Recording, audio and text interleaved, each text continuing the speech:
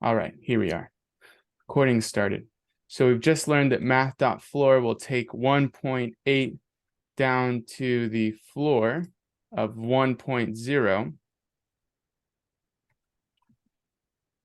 So let's go over math.ceil. So we have var ceiling equals math.ceil. And then we have, let's say we have the same number, 1.8. So if I console log this, what's the result? It's not exactly rounding, because we have that already. Ugh, not console log. Console.log.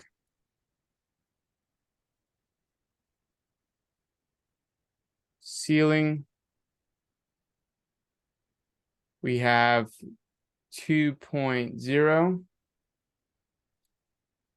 which is just translates to 2, because it will bring 1.8 to the next floor. 1.8, 1.9, 2.0 is the ceiling. So we've raised this number to the ceiling, which is 2. What if we say math.ceil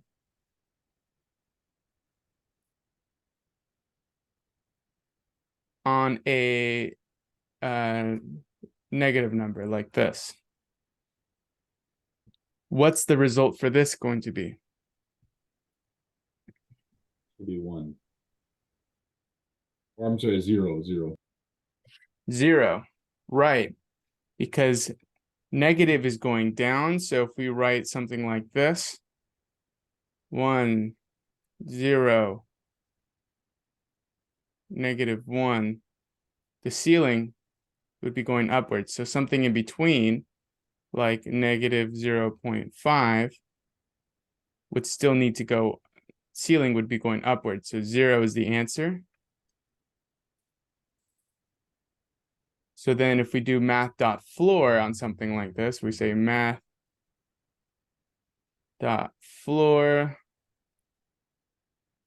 on -2.9. What's the answer? Oh, Carlos said 3. Mike said -3. That's the answer. I think you just missed the negative number there, Carlos. All right, so this will be floor because, again, 0, -1, -2, then we have -3. This is going downward. So if I want to bring -2.9 downward to the floor, the next whole integer will be 3. Therefore, that's our answer. Okay, and just for the sake of the recording, let's just get the math.floor.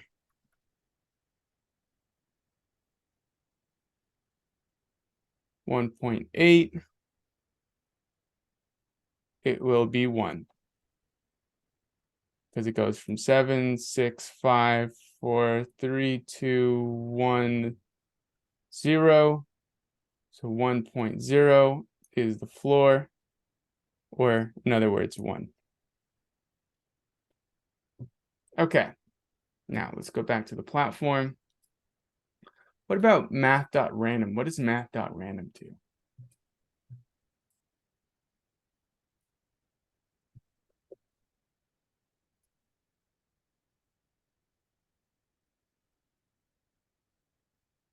Returns a value between 0 and 1. So here I have a math.random.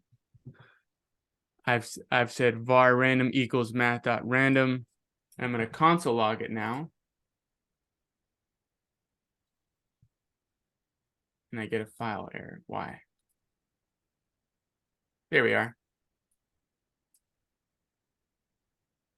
So it's going to give us a random number between 0 and 1. So if we wanted to make this a whole number, how would we make math.random a whole number? Whatever we randomize, I want it to make it a whole number.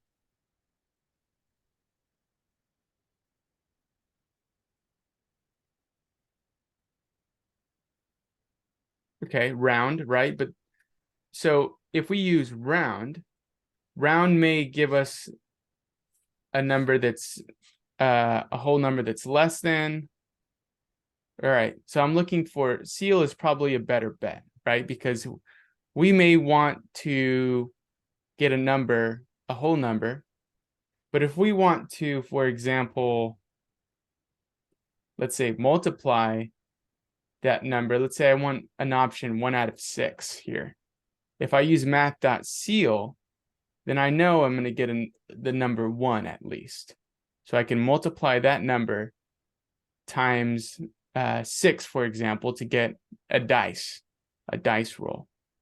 If I by chance randomize or use floor and I get a 0 and it will then bring it to 0, if I multiply that number times 6 to get a dice roll, for example, a random number between 1 and 6, then I'm going to get 0 every time, because 0 times 6 is going to be 0. So let's get an example of this. So Mike says console.log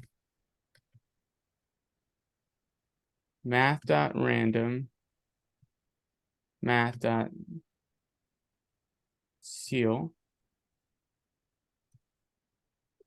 So let's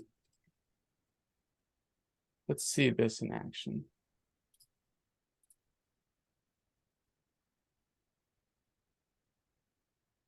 Okay, so we have math.random on a math.seal. Is there something wrong with this one here?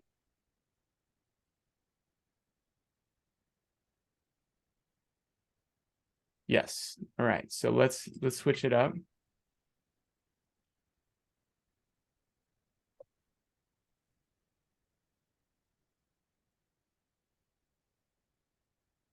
Now we get a whole number. So the order matters. We want a ceiling on a random number, not a random number on a ceiling. So now that we have a whole number, we can multiply this whole number in order to get a number between 1 and 6, if we wanted to get a dice roll, for example. And that's what we're going to do in our breakout groups.